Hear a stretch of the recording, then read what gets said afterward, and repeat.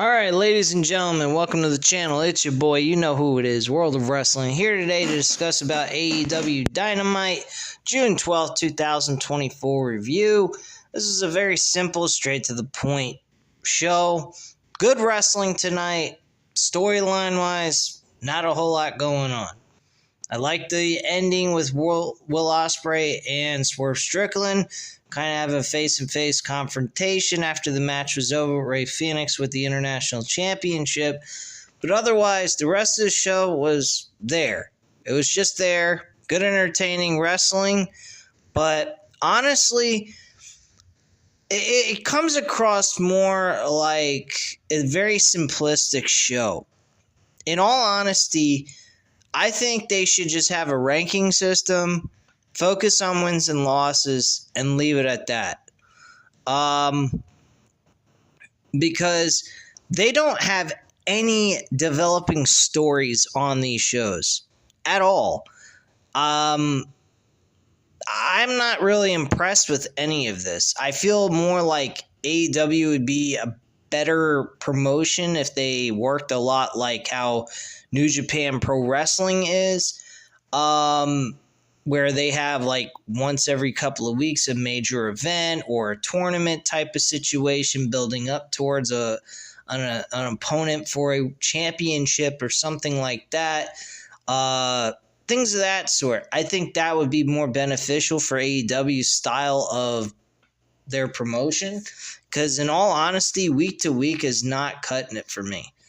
I'm excited about the pay-per-view, don't get me wrong. I like the addition of Nato facing Jon Moxley for the IWGP World title.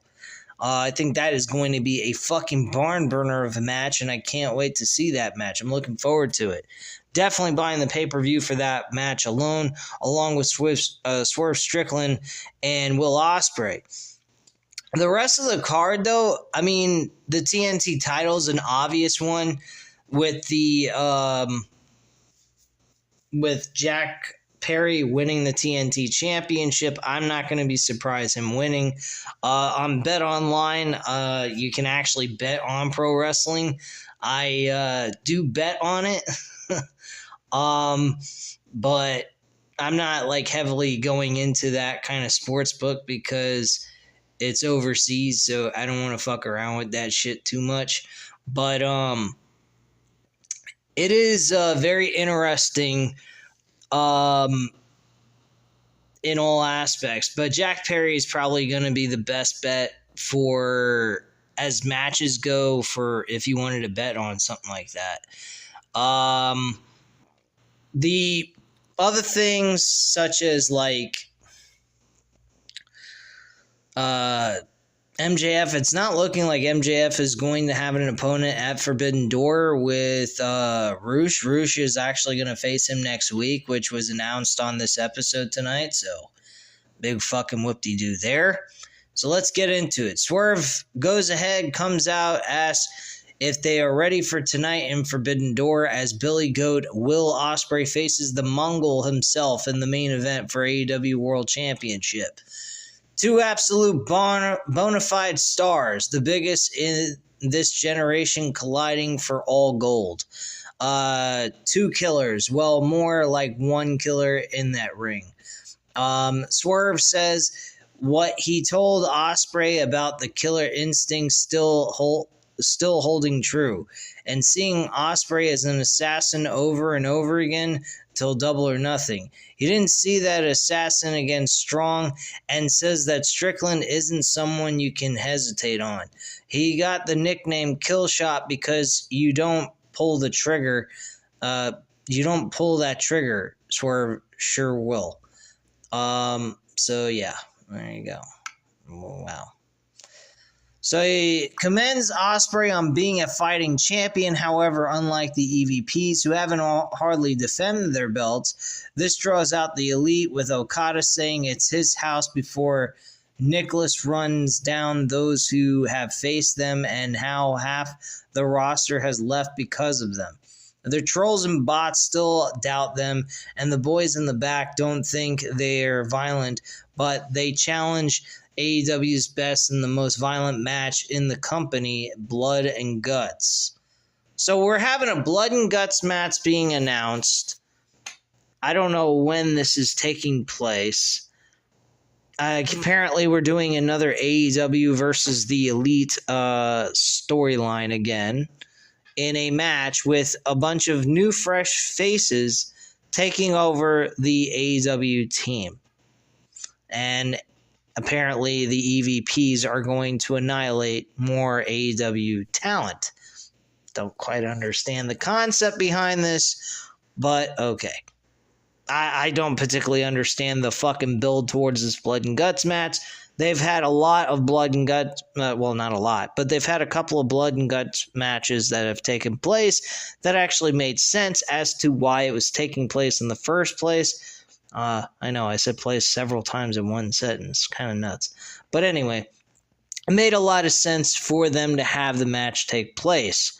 This time around, it just seems like it's being forced upon just as a way of boosting up interest through a stipulation match. I'm not quite intrigued by that. Usually there's a build and a rhyme and a reason behind it. This one has none.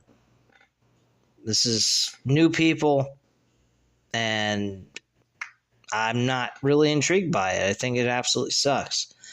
Matthew says this is where Swerve comes into the picture. Despite what Swerve said lately, they still dig the champ. They offer a proposal to the world champion to join the Elite as their fifth man for the Blood and Guts match. Offering a pair of their shoes as a gift, and then Matthew hands a pair to the champ, who says he doesn't wear size 9s and no one wears pearl necklaces. He runs him down before calling himself a philanthropist, prompting Nana to throw the shoes into the crowd. That was quite funny, and whoever got that was a very, very lucky person. Now all they need is a signature by the Young Bucks, and they got something going. Anyway, the Bucks are not happy about this, looking to hit the champ with a injury bug before the Acclaim rush down for the save, except the interim EVP, Christopher Daniels, steps out to intervene, calling for everyone except Jack Perry to leave the ringside because he is set for a TNT Championship ladder qualification match right now against Dustin Rhodes. Big fucking deal. We all know who won that match. Jack Perry won. Very decent matchup. Dustin Rhodes, man, even at his age, he is still a superb wrestler. I mean, he ain't going to go nowhere in his career, but he's definitely, he pulls off the job as being a highly entertaining performer, even at his age at this point, and I'm very impressed with him.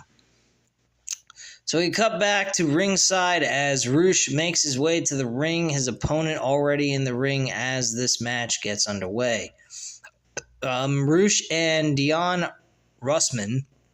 Roosh dominates from an early going, laying into Russman all throughout the ring before putting him away quickly for the pin and the win. And nothing really happened there. Roosh isn't quite finished, however, grabbing a microphone from ringside and telling the crowd to shut up before laying into Rushman back in the ring until MJF makes his way out to the stage, taking his jacket off before making a beeline for the ring as he and Roosh go at it. Security rushes in to break things up, but it seems like Roosh and MJF have one thing in common, as they want to have this fight uninterrupted, sending the security out before they go back at it. MJF takes a bite out of Roosh, who leaves the ring only to go back after Max and sends him toward the barricade. MJF turns it around as the fight spills into the crowd. All right, great. They continue to brawl, with MJF getting the upper hand as the chaos goes backstage. Things only manage to escalate, with Roosh sends a trash can at the end of Friedman before staff and the roster come in to try and break things up even further. We cut back to a commentary as they reveal MJF takes on Roosh next week with no commercial interruption during the action of the match. Wow, you're doing us a huge favor when you could just put this on the fucking pay-per-view. But whatever. Who cares? Before running down the rest of the card for tonight. Anyway. Alright, so backstage, Orange Cassidy makes his way to the ring for our next match. He is quickly followed by Kyle O'Reilly and Mark Briscoe. Mark Briscoe cut a fucking funny-ass promo before the match took place. Absolutely loved the promo work by him. That was funny as shit.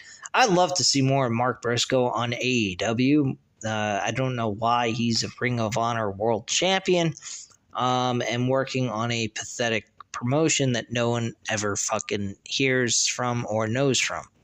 But Mark Briscoe is definitely a great talent, and I think a guy that they could utilize on the show a lot more. I mean, he is on the TNT ladder match, so that should be interesting as to how he does in that match, but we know for a fact he ain't win the damn title. So we get a 6-man tag team match. Orange Cassidy, Kyle O'Reilly, and Mark Briscoe will go up against Kyle Fletcher, Roderick Strong, and Takeshita. This match was really good. I mean, this crowd was heavily into it. Probably the match of the night, outside of Will Ospreay, of course. This was good stuff. I mean, great wrestling. It didn't mean anything. I mean, it didn't lead to a major story or anything like that. But it was a fucking good match. And Kyle Fletcher is the one who got the pinfall over Mark Briscoe. Believe it or not, Kyle Fletcher has finally got a win, but can he win as a singles wrestler? Is yet to be seen. So, who knows? Anyway, moving on. We then then Trent goes on to attack Cassidy outside the ring until Willow's music hits, but Nightingale is blindsided by Chris Statlander on the stage. Stokely warns her against getting involved in their business as the Don Callis family watch on. Great. Backstage, Renee talks about Rey Fenix as we see the challenger warming up for his title match in our main event and showing that he is prepared to try and win his second international championship. Because his first one was absolute shit. So we get a notification from a video package that New Japan Pro Wrestling's Shingo Takagi, I think is how you pronounce his name. He was a former IWGP World Champion, and he announces that he will be in the Owen Hart tournament. I don't expect him to be winning. So is Pac. Pac announced that he will be in the Owen Hart tournament as well. So we got a series of very talented performers involved in this tournament, some of which are, believable to win. Majority of them, of course, don't expect them to even be in the finals at all. So we'll see how all that goes. So backstage, Christopher Daniels announces an upcoming eliminator match for the tag team titles in the Continental Championship, with all seconds barred from ringside in both matches. Okay, I don't know what the fuck they mean by that. I think the writer meant with all factions barred from ringside. We cut elsewhere backstage as Samoa Joe and Hook look to get the jump on the premier athletes before they make their entrance. And as we go backstage, the pair lay in a beating with Shibata capturing it on camera before they head to the ring to get the match underway. Alright, so we get the premier athletes, Tony Nese and whatever his fucking partner's name is, Daivari. Oh, okay. Versus Samoa Joe and Hook. It's really sad how Samoa Joe has went from being a former world champion just 2 months ago to now not seeming to give a flying fuck about becoming world champion once again. Pretty fucking sad and pathetic. Not saying that Hook is a terrible person for him to be teamed up with, but Samoa Joe was on the top of the card. Now we got him pretty much in mid to below the card, when Hook has never been even at that level yet, except for having one match against Samoa Joe, who beat him and retained his belt. So I don't quite understand the logic behind this or what Tony Khan's doing with Samoa Joe creatively, but it absolutely fucking sucks. Why he's not hunting down to get another title shot for the World Championship makes absolutely no sense to me. He had a decent title reign, and for him to just, I lost my title, I don't need to worry about it anymore. Like, then why did you become world champion in the first place? And how did you become world champion in the first place if you have that kind of attitude? If you're not going to hunt for the world title, you're going to work with lower level talent that clearly you can easily beat the shit out of. Why the fuck did you ever become world champion? You should have more concern about becoming world champion again and regaining that belt back. We should be seeing him trying to push his way for that world title. He should have been facing Will Ospreay in a match. We should have seen something of that kind of nature. We didn't see Samoa Joe anywhere near the opportunity of even challenging or being in a number one contender match for the world title. I don't quite understand this. This is absolutely mind-numbingly stupid, but hey, it is what it is. Samoa Joe is helpful to Hook in some kind of manner, and Samoa Joe and Hook win this match by rear naked choke, whatever. And that's that. Shibata got a rear naked choke on Sterling, and he passed him out, and that was it. Video package with Stephanie Vaquer, who is actually the New Japan Strong Women's Champion, who's going head-to-head with the CEO Mercedes Moné for her TBS Women's Championship as well. So it's title for title. I wonder who's going to win this match. Very obvious, it's going to be Mercedes Moné. Despite the fact that Stephanie Vaquer came across in this promo very good. She looks believable. She seems like she has a shot at winning this, but I don't think she's going to by any chance. By any means. I think she will lose this match and end up not being the New Japan Pro Wrestling Strong Women's Champion. I think it will be Mercedes Moné. It will not be a disqualification. The only thing I could see happening is it goes to a tie where it's a draw from the time limit. That's the only way I see this going, where no one wins a belt. And I highly doubt they're going to make that happen on a pay-per-view event. So, count Mercedes Moné a double champion. Let's just look at it that way. Anyway, Mercedes Moné does defend her TBS Women's Championship against CMLL star Zeusius, or some fucking shit like that. Don't know how to pronounce the damn bitch's name, but match was fairly decent. Wasn't terrible. Very enjoyable stuff. Mercedes Moné actually wins and retains her championship, of course. Very predictable, like always. And why they're having her defend the title just before the fucking Forbidden Door makes absolutely no damn sense to me and is absolutely stupid. But anyway, everything on the show is not all that great anyhow. Outside of the wrestling, the fucking creative is just god awful. Anyway, we get a video package of Mina Shakira, or Shirakawa, and her connection with Myra May ahead of Mina's match at Forbidden Door against Toni Storm for the AEW Women's World Championship. Obviously, everybody is very in tune with this Japanese chick for those big-ass titties and her ass, and her making out with Mariah May, because everyone's a fucking simpleton, perverted fuck.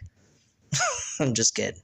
But maybe I'm not. Who knows? Anyway, backstage, Myra is with Toni Storm as the champion, addresses Mina ahead of their showdown before Toni tells May it's time for her personal wax. Yeah. A personal wax. Sure. Okay.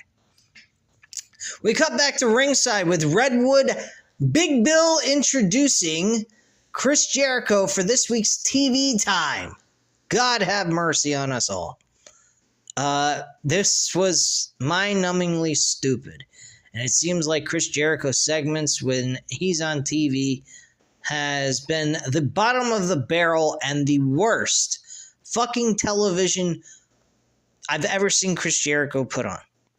This is by far the worst fucking character Chris Jericho has ever produced in his entire career. I don't give a fuck what he did even when he was in WCW. WCW Chris Jericho wasn't as bad as this learning tree Chris Jericho. And back then, Chris Jericho was not even on the top of the card. He was lucky if he was even a United States champion, and he never even saw the U.S. championship in his possession. He fucking won the television and cruiserweight title in WCW. So, I mean, Chris Jericho wasn't all that big of a deal in WCW. And he went to WWE, of course, it became a big deal. It took him about 3 years to do that, but hey, he managed to accomplish it. Congratulations to him. But anyway, let's continue. So Chris Jericho then highlights his t-shirt before running down the corn industry in Iowa. I don't quite understand how this is relevant to the show, but apparently he has some big thing about growing corn in Iowa, and he wanted to insult them on how they produce their fucking food. All right, terrific. So he brings out Private Party, who we hardly ever see on fucking television ever, and we're trying to make a thing out of this, and he's addressing how they're very talented, high flyers, they're good at what they do, but they're not really good at the basics. And he says they've been losing matches. I don't know what they've been doing. They're never on Dynamite, so how would I know if they're losing matches? What, because they're on fucking Rampage and Collision? Like, that really fucking matters? So he ends up saying that he learned a lot of great things from Stu Hart 33 years ago, saying that Top Flight can't even climb to, or Private Party can't climb to the top turnbuckle properly. So Private Party says he should show them, and Des Moines how he basically shows them how to climb to the top rope. And I found this to be absolutely stupid as fuck. Thankfully, at that point, when he reached the top rope, Private Party says they have learned before shoving him off the turnbuckle. This gets Keith and Bill going after them before they get sent out of the ring, allowing Zay to head up top and get the drop on the learning tree. They escape the ring and through the crowd before Jericho's new students can go after them. Wow. This is compelling television, let me tell you, folks. It's fucking compelling as shit. Give me a fucking break. The wrestling was great tonight. The fucking rest of this was garbage. Really, this was just fucking garbage. Storyline-wise, everything creatively was just garbage outside of Will Ospreay and fucking Swerve Strickland. That's it. Daniel Garcia had a match with Nick Comoroto. He won this in less than 5 minutes. Less than 2 minutes, really. And he wins the match. Garcia celebrates while Will Ospreay watches on from backstage before Renee approaches him about his title of defense and Garcia's challenge. Will says he'd love to address how sick a wrestler Daniel is, but he's focused on this match against Phoenix tonight, and his mind is also focused on Forbidden Door. He says he's got a match to deliver and a contract to hand over, walking off as we cut to commercial break. So then at that point, we have the main event, and that's it. Pretty much. I mean, we have the contract handed over to Swerve Strickland with him standing in the crowd. The match ends with Will Ospreay defending the title against Rey Fenix in a very entertaining main event. And then Will Ospreay, or Will Ospreay and Swerve Strickland have a stare down. He snatches the belt out of Swerve Strickland's hand because Swerve Strickland says you can't defend both worlds, the international and the world championship. And you've got to stop making this like it's a game and start treating this very seriously, because if you don't, I'm going to drop you and I'm going to beat you at Forbidden Door. You're not going to become world champion. He snatches the belt out of his hand and puts both belts on his shoulder, and that pisses off Swerve Strickland very much, and he says, you're lucky you're still my friend, because if you weren't, I would have dropped you where you stand. Because he felt like it was a lack of respect. They pretty much had a stare down for the rest of the few seconds that were left on the air, and that's how the show went off. So, solid ending, I mean, for the storyline-wise towards the world title, but outside of that, nothing really occurred on this show.